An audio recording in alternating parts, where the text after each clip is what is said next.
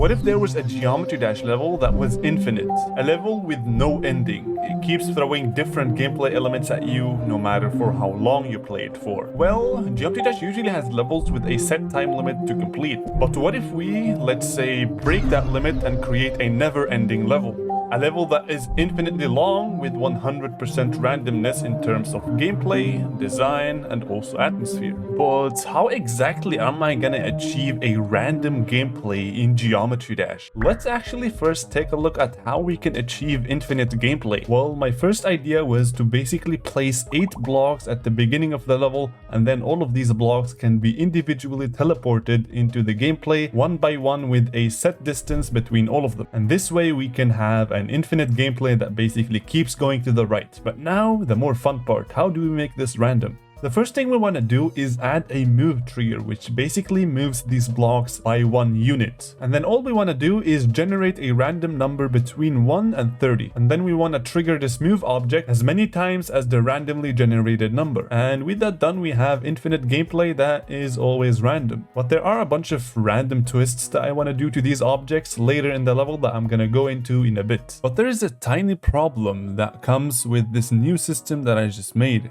The first thing is that if I have blocks like these, for example, and the random generated number was not that much, for example, if it was 5 or so, then we're gonna have this weird overlapping, which is not gonna look cool at all. So I decided to come up with a smart block design that is basically gonna hide all of these issues. And here you can see how this block design is gonna work. It's pretty simple and basic, but I think it gets the job done perfectly. And while I was recording, this is what happened. I would have to remap this with 9, 11, wait, what? Oh my god, you have to be toileting me!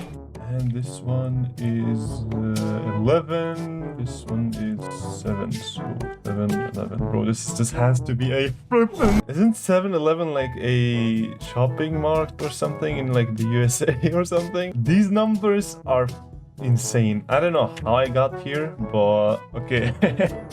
It does work. Look at this. So we have, every time it's like random.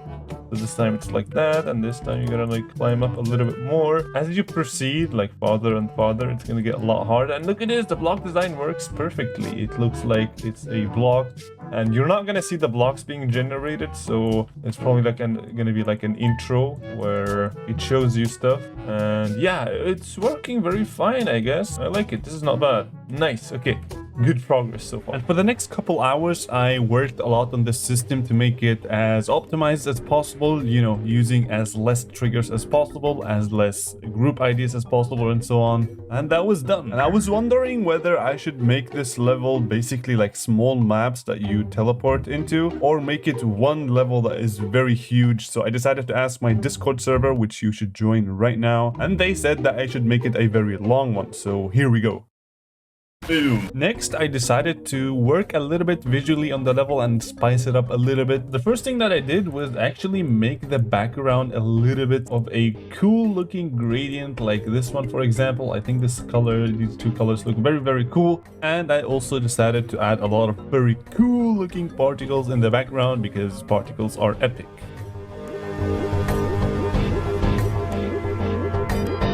And I also decided to add this cool looking shader effect, which was done using the radial blur shader, which kind of gives it this effect of infinity, which I think looks very awesome. Fits the level perfectly, and it looks very, very cool, most importantly.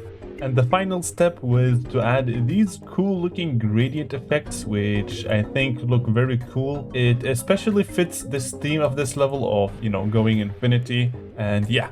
Alright, boys, I added a lot of cool stuff in here, as you guys can see. These ones are gonna have like the parallax effect, so that you feel like you are in a very small area that you can see like very far and stuff like that. And the atmosphere looks pretty good, I would say. I also added this like infinite effect, which should basically just show that the level is infinite. And finally, what I've done for today, I managed to make even more blocks appear. And you can see this looks pretty good. Like, I'm not gonna lie, this actually looks looks pretty good. And I didn't want to make them scale. Just like you see the difference between this one and that one. That one is pretty small, and that's because I used a scale trigger. And I think this gave the level a lot of, like, it just made it so much cooler now. So I have a lot of ideas, but this is the end of day 1 or day 2, I don't really know. And next, what I'm gonna do is I'm gonna make a moving block. This is gonna be a bit hard to make because I gotta calculate like when the next block is gonna be generated, but I think with my epic gamer programming skills, this should be perfect. I know there's no programming in Geometry Dash, but I was just,